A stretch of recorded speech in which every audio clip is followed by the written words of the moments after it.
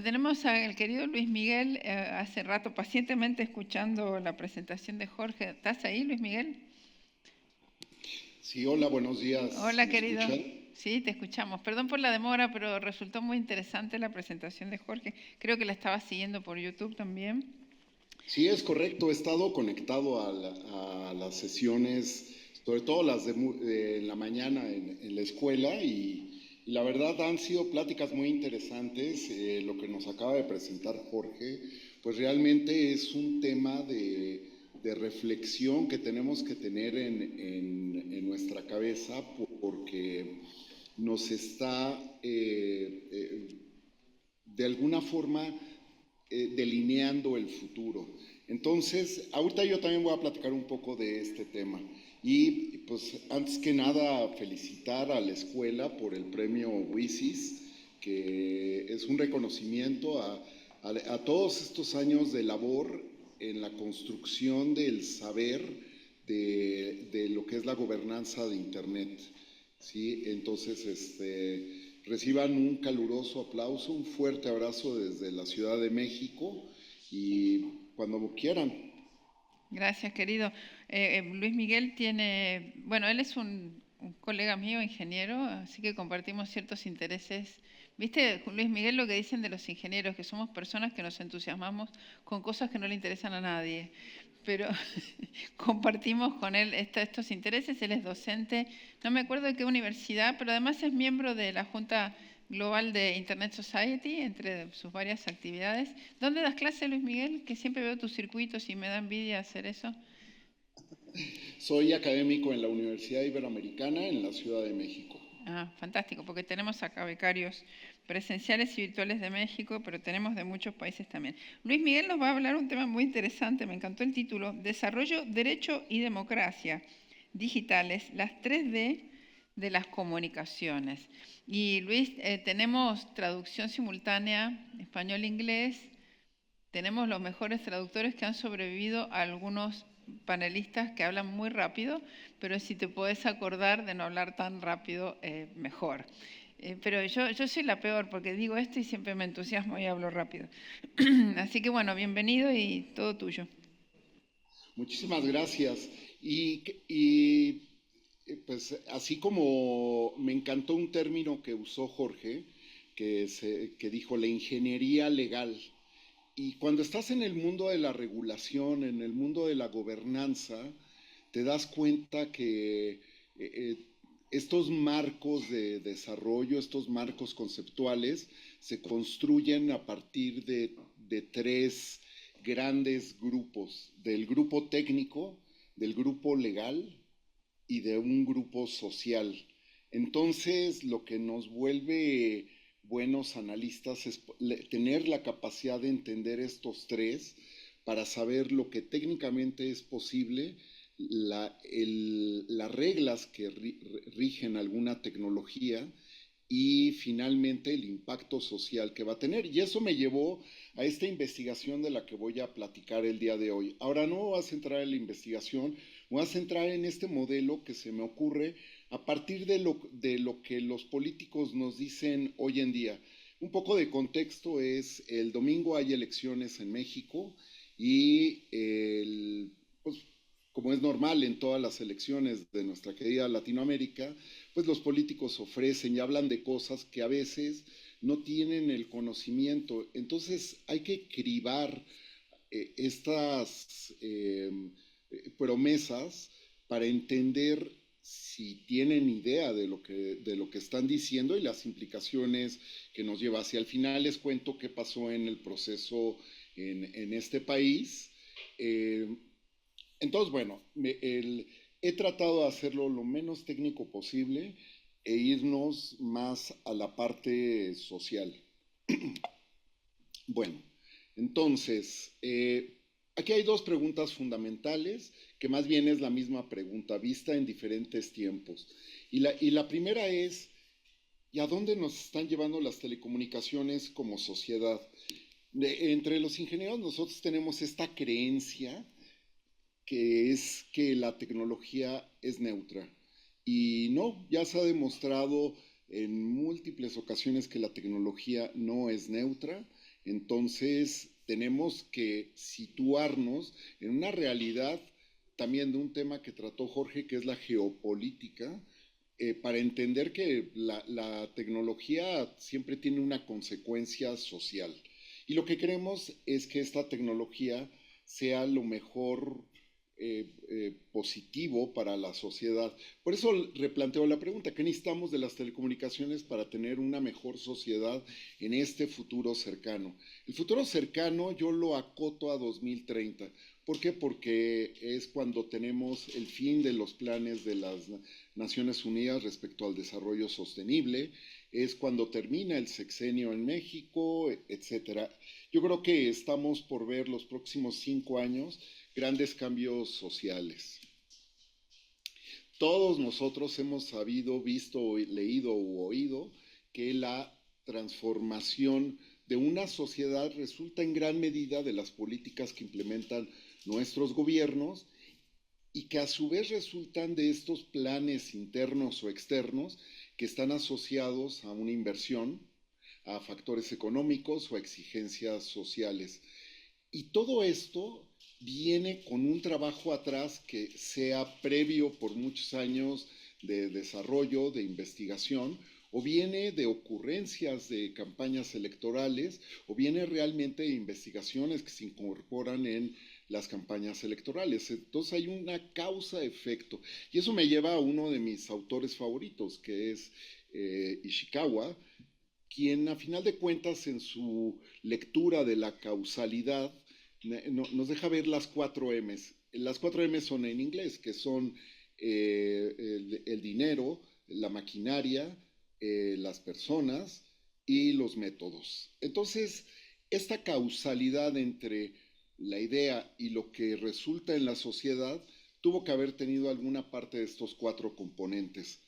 Algo muy importante es, cuando hablamos hoy en día de telecomunicaciones, ya tenemos que incluir la Internet y la inteligencia artificial como habilitadores de estos cambios sociales. Antes hacíamos la diferencia, ¿no? Entre comunicaciones, telecomunicaciones e Internet. Pues ahora ya es un solo conjunto. Y la otra palabra que hay que tener en mente es algo que dice el sector desarrollo de la Unión Internacional de Telecomunicaciones, que los habilitadores son métodos de trabajo que permiten a la Unión cumplir sus objetivos y prioridades de manera más eficaz y eficiente. Ahí de nuevo vemos el tema ingeniería, porque los ingenieros lo que hacemos es buscar que las cosas sean eficaces y eficientes para tener un mejor aprovechamiento de los recursos. Entonces, como decía, 2024 no solamente suceden elecciones en mi país, en México, sino en 64 países del mundo, más la Unión Europea. Y entonces, básicamente en el mapa que estamos viendo que hizo la revista Time, pues vemos que una buena proporción del mundo eh, está en algún proceso electoral. ¿Sí? Es muy interesante cómo si dividimos el mundo en dos, en términos del sur global y el norte global, pues parece ser que el norte va ganando, ¿no? Y considerando que México y África y la India pues están en el sur global. Ahora, gran parte de esta proporción la utiliza Rusia, donde las cosas no son del todo claras, ¿verdad? Pero sin duda la elección que puede ser que nos impacte más a nosotros en este mundo de la Internet, pues es la elección de la Unión Europea, ¿sí? El tema de GDPR y el tema de la regulación de inteligencia artificial tiene a la tecnología en el centro del discurso y por otro lado la elección en los Estados Unidos que final de cuentas tiene un efecto socioeconómico muy relevante en la mayoría de las economías del mundo. Y pues como les decía, es tiempo de políticos, es tiempo de promesas. En el caso de todos los candidatos, aquí vemos a dos, porque no aparecen ni el señor Biden ni el señor Trump, pero hablando con empresarios, ¿no? En términos de sus campañas electorales, Y normalmente el mundo político lo que busca es ofrecer certeza. Antes la certeza se centraba en cuestiones políticas de orden legal y jurídico y sobre todo en lo económico. Hoy en día no, hay que incluir otros temas que tienen que ver con una estabilidad social a muy largo plazo, hay que hablar de desarrollo social y por consecuencia de desarrollo de las telecomunicaciones. Es importante en cada uno de los países de los que el día de hoy estamos aquí en la escuela, eh, tratar de entender cuál es el valor que representan las telecomunicaciones en la economía. En el caso de México, el sector de las telecomunicaciones representa algo así como 600,000 millones de dólares, que equivale al 1.2 del Producto Interno Bruto. Básicamente el 1% del Producto Interno Bruto es lo que normalmente se recomienda por la OCDE como una medida de lo que se debe de invertir en educación. Entonces, cada uno de nosotros puede ver o entender cuánto representan las telecomunicaciones en nuestros países. Y obviamente, como es tiempo de política, pues es tiempo de ataques y la Internet no se queda atrás. El proyecto de Pulse de la Internet Society lo que mide es el impacto e incluso cuantifica cuál es el impacto de los shutdowns o estas acciones de apagar la Internet en pos de restringir la libertad de expresión. ¿Por qué? Bueno, porque en el seno de la UIT a veces los gobiernos eh, afirman que deben de controlar los medios de comunicación para garantizar estabilidad social. Por otra parte, pues hay gobiernos en este mundo en el cual pues parece ser muy conveniente que las personas no se comuniquen en tiempos electorales con la libertad que les gustaría, pues en búsqueda de una ventaja competitiva, vamos a decirle así. Pero esta imagen que estamos viendo, que son los shutdowns actuales, pues vean dónde están, ¿no? Dónde están sucediendo. Y lo que es preocupante es que sucede en la llamada mayor democracia del mundo, que es la de la India. Muy interesante que entren a este recurso que incluso cuantifica el valor de estos apagones. ¿Sí? Lo que les puedo decir en general, América Latina es una región muy sana, una región en la cual no suceden estos impulsos políticos por apagar la Internet y acallar nuestras voces. Sí, claro, tenemos excepciones gloriosas. Ok, entonces lo que voy a disertar el día de hoy, como lo dijo Olga, son estas 3Ds de las telecomunicaciones, que serían los derechos digitales, la democracia digital y el desarrollo digital o el desarrollo de las telecomunicaciones. Las he puesto como unas piezas de un rompecabezas porque habría que pensar qué va primero y qué va al final. ¿Sí? Y hacia el final de esta presentación, pues sí me gustaría explicar por qué yo considero cierto acomodo el apropiado. Lo que sí es muy importante es que todas estas tienen el apellido digital. Ahora, el apellido digital puede venir de dos formas y hay que ser muy cuidadoso cuando hablamos de derechos digitales. ¿Por qué? Porque tenemos que distinguir entre los derechos de lo digital o los derechos propiamente digitales que suceden como una emulación, como un retrato de la realidad en la que estamos en el día a día. ¿Sí? Entonces, todas estas tres palabras tienen esas variantes, que puede ser sustantivo o adjetivo. Ok, entonces, como ya les platicaba, la motivación viene de, bueno, ¿y qué nos ofrecen y qué es posible, no? Por ejemplo, en el caso de la inteligencia artificial, en el caso de las campañas políticas en México, se mencionó muy poco la inteligencia artificial cuando está en pleno boom el discurso en Europa, ¿no? Y esto es reflejo de campañas que tardan mucho tiempo en prepararse y que llevan un discurso, digamos, en la zona segura y que no van a poner en jaque a ningún candidato. ¿Sí? Entonces, básicamente lo que sabemos es de que todas estas propuestas electorales, eventualmente el partido que gana tiene la gran posibilidad de convertirlas en una política pública. ¿Por qué? Porque son las acciones de gobierno que ya se tienen diseñadas. Y desafortunadamente, estas propuestas vienen de tres orígenes: los hechos, las demandas sociales y el hype, la moda del marketing. Entonces, por eso me llama la atención que la inteligencia no haya estado tan presente en las campañas que afortunadamente ayer terminaron. Entonces, es interesante ver en cada uno de los procesos. También estas políticas públicas responden de forma más lenta a planes que se han hecho en organismos regionales como CITEL en nuestro caso, ¿sí? Que es un organismo de la Organización de Estados Americanos, o los internacionales como la UIT. ¿Sí? Y finalmente, pues algo que es un principio, hay quien lo cataloga de mito o creencia, que es el modelo de múltiples partes interesadas o el multi-stakeholderism. ¿Sí?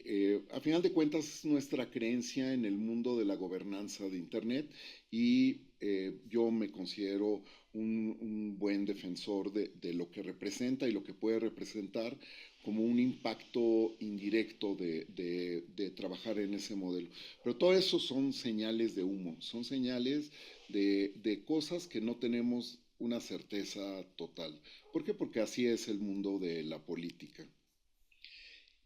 Y otra motivación es, a partir de la pandemia, que ya parece ser que ya se nos olvidó, pero todavía queda algo ahí, se afianzan dos documentos de Naciones Unidas. Uno que es el reporte de la era de la interdependencia digital en un panel de muy alto nivel, en el cual pues tiene mano directa la fundación de Microsoft, y por otro lado la hoja de ruta.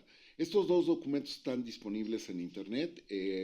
Obviamente les voy a compartir mi presentación y les compartirán unas notas bibliográficas para que puedan adentrarse más en el tema, pero hay 8 acciones muy claras que necesitamos para alcanzar los objetivos del milenio. Y tienen que ver con la conectividad, con los bienes públicos, con la inclusión, con fortalecer la capacidad. Y aquí aparece la primera D, ¿no? Los derechos humanos, la cooperación, la confianza y una arquitectura. Esto nos lleva a que la última conferencia mundial del desarrollo de las telecomunicaciones, que se desarrolló en Kigali, en Ruanda, se emite, hay un pronunciamiento que termina en un documento que se llama el Plan de Acción de Kigali. Y el Plan de Acción de Kigali define 5 prioridades para el desarrollo de las telecomunicaciones. Ahí está otra de las Ds. Y estas 5 prioridades, lo que hago en esta investigación, las adopto y las convierto en habilitadores. Entonces, la hipótesis de la que estamos partiendo es de que todos los ejercicios de observación electoral que hemos realizado en la universidad entre 2006 y 2018 nos dejan ver que la mayoría de las propuestas electorales del político ganador suele convertirse en una acción de gobierno o una política pública.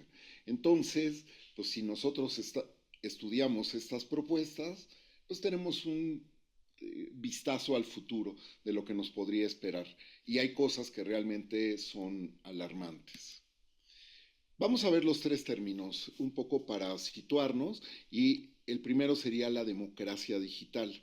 Entonces, aquí es muy complicado en estas Ds tener realmente una definición precisa, pero en el caso de la democracia digital, Rosalind Fuller definió que se puede definir como un autogobierno que posibilita la comunicación digital instantánea entre iguales o entre pares.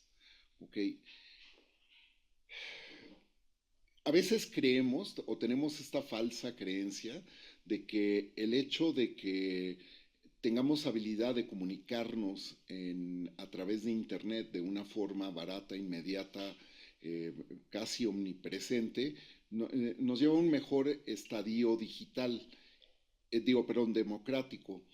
Y sí y no, sí, nos facilita la participación, que es esencial para la democracia, pero a final de cuentas solo está resolviendo una parte muy pequeña.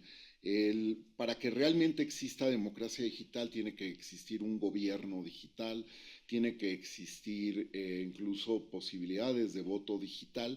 Entonces aquí es donde hay que distinguir entre el sustantivo y el adjetivo, porque cuando hablamos de la democracia de lo digital, pues pasan cosas como lo que decían algunos candidatos en México, que era vamos a democratizar la Internet, lo cual para mí pues es una barbaridad, porque la Internet en sí misma de nacimiento pues ya es democrática. Y la otra es el utilizar lo digital para tener un entorno más democrático. Y eso explica pues mucho de lo que pasa en los shutdowns. A final de cuentas, la Internet habilita la democracia con tres factores. Uno, la frecuencia, que es estar continuamente diciendo u oyendo o recibiendo información. Y entonces ya sabrán todos ustedes qué pasa en tiempos electorales. Se inundan nuestros dispositivos de publicidad no solicitada, ¿no? En el caso del segundo punto es la transparencia. ¿Por qué? Porque nos permite ejercer un derecho a la información y todo está relativamente acomodado. Y finalmente la comunicación entre pares, que es otro de los principios que nos lleva a la democracia, que es la capacidad de ser o funcionar de forma horizontal, que eventualmente reduce el control de gobiernos autoritarios. El segundo y el más controversial, que son los derechos digitales. No hay una definición de derechos digitales y la explicación está en esto que incluyó el gobierno de España en la Carta de los Derechos Digitales, que es, bueno, lo que le decimos derechos digitales no es más que los derechos fundamentales que nosotros ejercemos o buscamos ejercer en el día a día y que no, pues tiene que ver con los derechos humanos, que tiene que ver con estos derechos contenidos en la Carta de los Derechos Universales y que por el entorno digital se tienen que interpretar de una forma, vamos a decir, distinta. Si hay cosas que suceden que tienen que ver estrictamente con lo digital, que es la privacidad o la seguridad de la información. Y aquí hay una taxonomía, la del lado izquierdo, pues son las partes en las que está dividida la Carta de los Derechos Digitales, que es libertad, igualdad, participación, el entorno y tanto laboral y empresarial como el específico. Y del lado derecho, una interpretación muy curiosa que hace una empresa pues, energética principalmente, que es Iberdrola, donde reafirma qué es lo que estamos buscando con los derechos digitales. Y ahí tenemos incluso el derecho al anonimato y el derecho al olvido, que están en algunas de nuestras legislaciones, pero sobre todo también este tema que tiene que ver con la protección de los menores. Entonces, volteemos a cada una de nuestras legislaturas y veamos qué es lo que se está diciendo en cuanto a los derechos digitales. Pero los derechos digitales no son más que los derechos fundamentales de toda sociedad democrática, ¿sí? Adaptados al medio digital. Finalmente, el desarrollo digital, que para mí es la forma o una forma social de decirle a la transformación digital. Y esta transformación pues es el desarrollo y utilización de las telecomunicaciones, así como las aplicaciones para reducir la brecha digital, importantísimo. Antes pensábamos en una brecha única, ahora son múltiples brechas digitales y así empoderar a las personas y sociedades para el desarrollo sostenible. Entonces aquí es donde está el verdadero efecto de las telecomunicaciones, ¿sí? En reducir la brecha y en tener un impacto social positivo.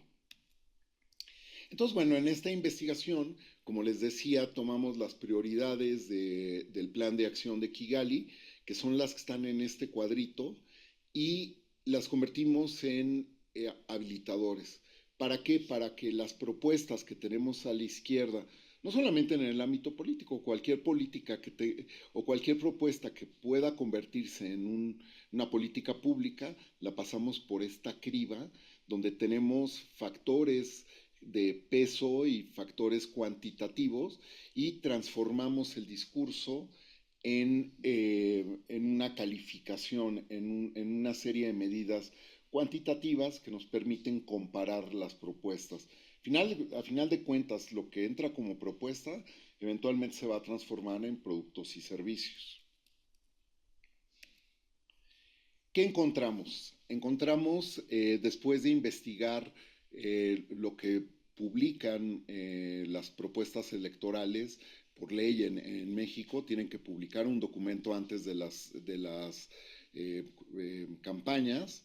El seguimiento que da los periódicos y los documentos con las propuestas específicas de las personas que son candidatas a la presidencia y identificamos un interés muy bajo en las telecomunicaciones. Parece ser que tanto los políticos como la sociedad eh, no le están dando la importancia que tienen otros temas. Evidentemente hay temas muy importantes como son la violencia o como es la economía, pero insisto, el valor de las telecomunicaciones es muy alto en el Producto Interno Bruto. Y durante un mes y medio estudiamos esto y encontramos cómo cada vez iban disminuyendo la cantidad de propuestas o de ideas que había. Y la mayoría de las propuestas se refieren a tres temas: a la transformación digital, a la conectividad asequible y al entorno legal y regulatorio. Si nosotros vamos al modelo, todas las propuestas vienen en estos dos ejes. Y claro, lo que está abajo es lo que necesitas para poderlas habilitar y arriba tienes el impacto que vas a tener al habilitar estas dos cosas. Entonces, el, esa es la explicación por qué el entorno legal pues aparece tanto. ¿Por qué? Porque ofrecemos o nos ofrecen cambios en la regulación. Entonces, bueno, aquí el problema es de que todas estas propuestas no están cuantificando los recursos que se requieren para implementarlas. Básicamente, en la cuantificación que hicimos, pensamos que se requiere el 10% de esos 600,000 millones de dólares para lograr cosas como lanzar satélites que lleven internet a todo México o tener una conectividad aceptable en todos los municipios o divisiones geopolíticas en el país.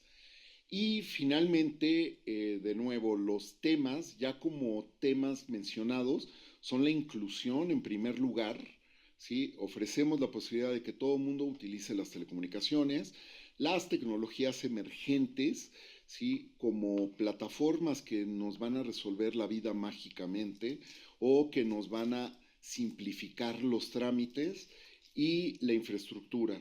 ¿Por qué? Bueno, porque la infraestructura es el gran tema de las telecomunicaciones, porque es el motor de ese sector económico y es lo que plantea un cambio realmente económico, porque implica mover a la economía. Y en comparación de cada uno de los grupos políticos, que no lo voy a mencionar, no es una plática política, pues cada grupo hizo diferentes propuestas en cada uno de estos 5 habilitadores, y lo interesante o lo mejor podría ser es que la mayoría de las propuestas vienen en el eje de la transformación digital. Entonces, pues es lo que estamos buscando: un desarrollo de telecomunicaciones. No estamos tan separados la técnica, la legislación y la sociedad. Estamos buscando aprovecharnos de la transformación digital para cambiar nuestro entorno, para cambiar nuestra realidad. Como les decía, la conclusión es que la mayoría de estos esfuerzos tienen que ver con la transformación digital y la conectividad asequible.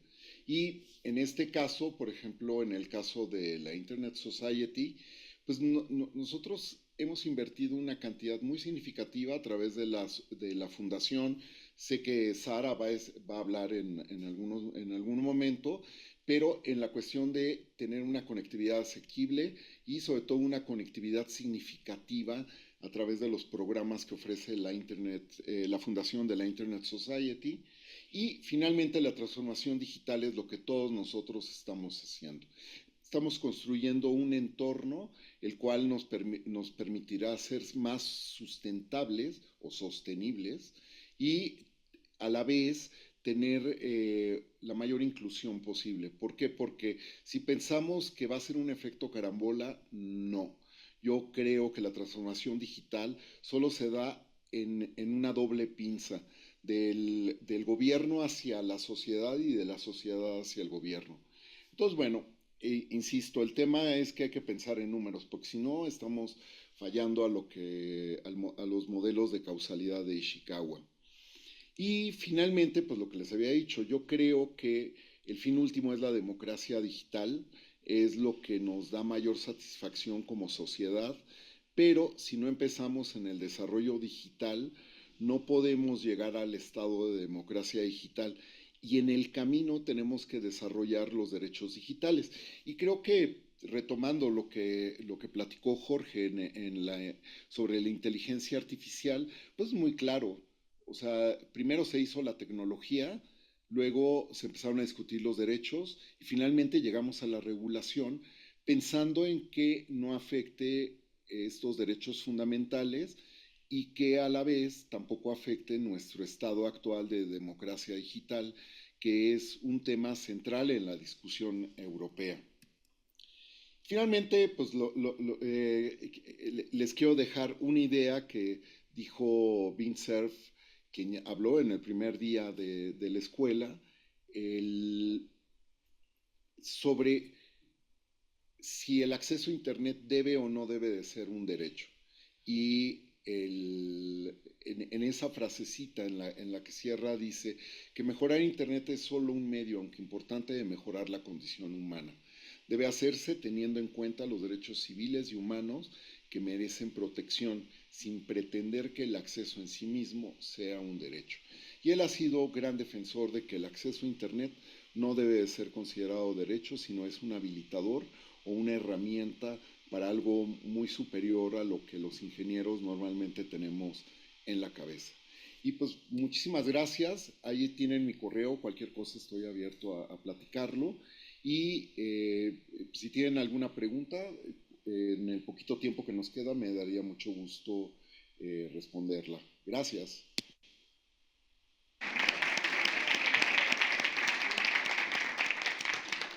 A ver que busco un micrófono si hay muchas manitos.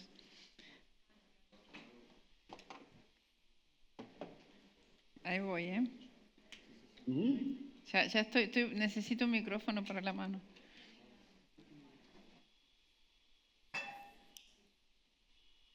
Gracias. A ver qué manitos. Una manito, dos manitos. Si hay alguien virtual también. Buenos días. ¿No? Muchas gracias por su ponencia. Mi nombre es Marcia Montealegre, soy de Bolivia. Y bueno, las telecomunicaciones se han modificado mucho a través del tiempo, porque si antes las telcos vivían de telefonía móvil, hoy en día ya no es rentable. Entonces se han implementado tecnologías como IPTV y streaming.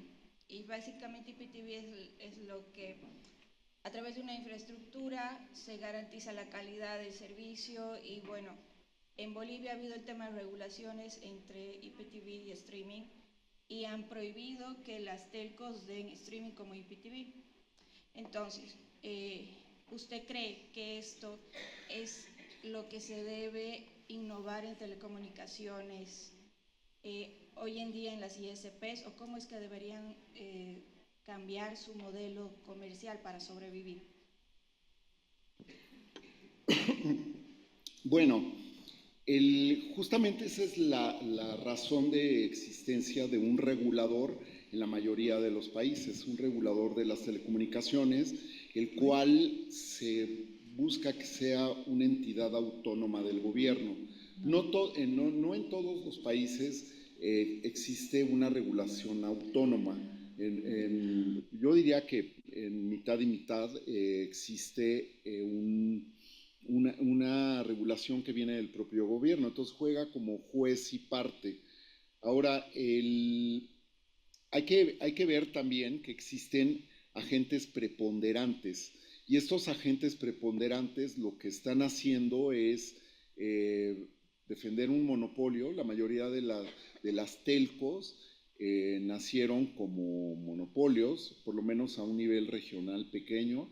En México, la mayor operadora de telecomunicaciones, pues básicamente controla el 65% del mercado. Entonces, cualquier resultado de regulación pues va a atacar sus intereses económicos. Por eso es que tiene que haber un regulador. Y el regulador le tiene que dar oportunidad al pequeño y restringir al grande. Ahora, también como buenos monopolios, las telcos, pues una vez que desarrollaron su negocio y que ese negocio era rentable, pues buscaron defenderlo de la mejor forma posible y eso nos llevó a que implementaron cosas de las cuales, pues si no ejercían un monopolio económico, ejercían un monopolio sustentado en la propiedad intelectual, lo cual impedía la entrada de nuevos competidores, ¿sí? Y a final de cuentas el beneficio económico. Entonces, pues todo gira alrededor del dinero en el mundo de las telecomunicaciones y justamente el desarrollo de las telecomunicaciones necesita desarrollo, pero también requiere que haya mayor competencia. Entonces, no es prohibir el IPTV, sino hay que leerlo como una restricción a un monopolio que existe en otro ámbito de las telecomunicaciones, que es la televisión, donde la competencia pues probablemente sea más dura y los monopolios de facto estén mejor establecidos.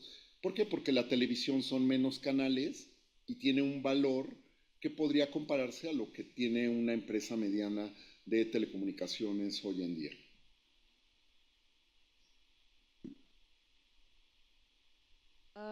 Encantada em conhecer-te, professor Luiz Miguel. Meu nome é Amanda Mota, sou estudante de Máster em Ciências Políticas na Universidade de Brasília, Brasil.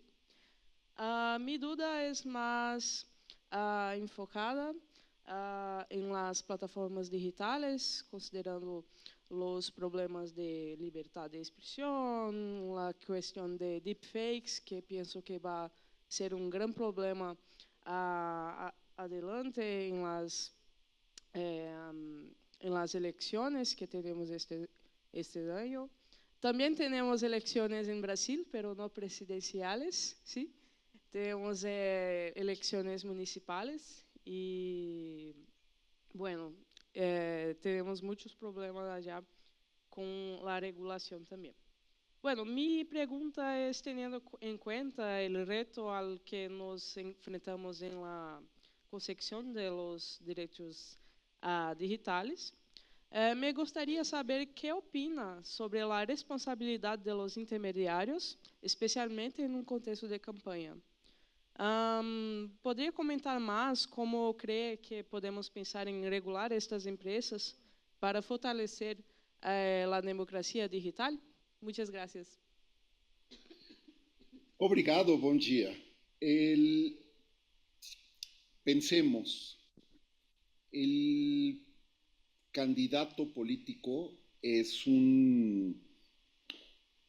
el final de una cadena de personas que están construyendo una imagen que a final de cuentas busca captar el poder a través de votos, a través de una elección que legitime su posición.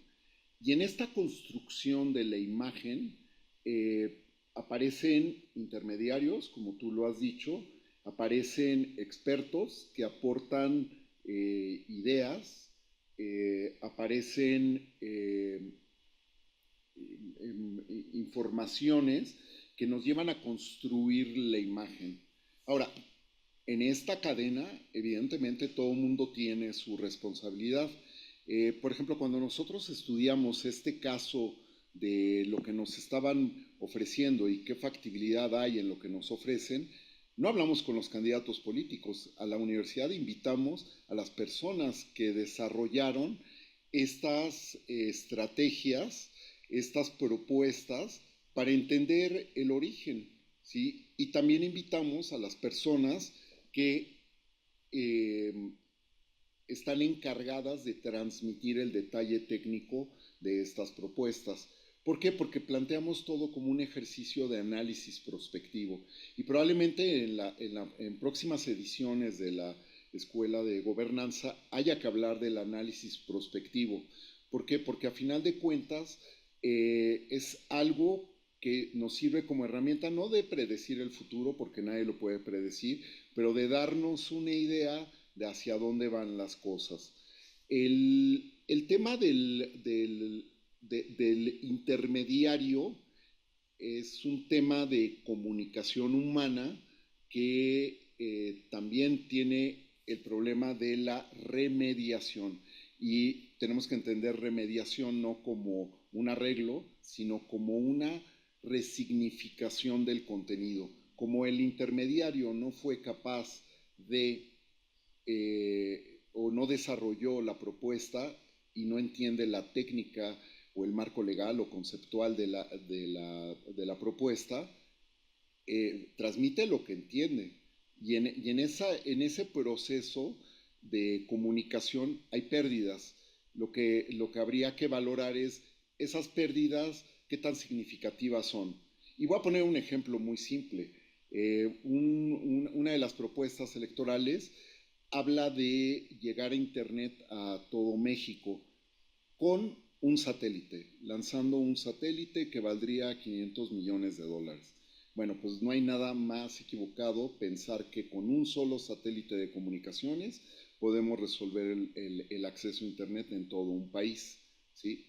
Esa es la prueba de cómo vamos entendiendo la posibilidad o no posibilidad de lo que nos están ofreciendo.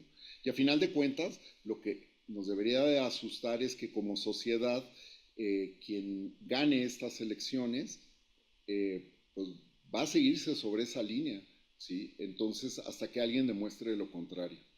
Gracias.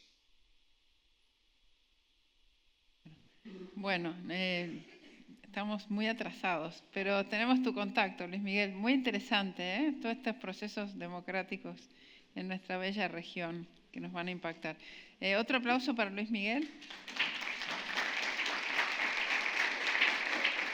Gracias, querido. Un abrazo, saludos a Violeta y bueno, espero verte aquí o allá en algún lugar del mundo.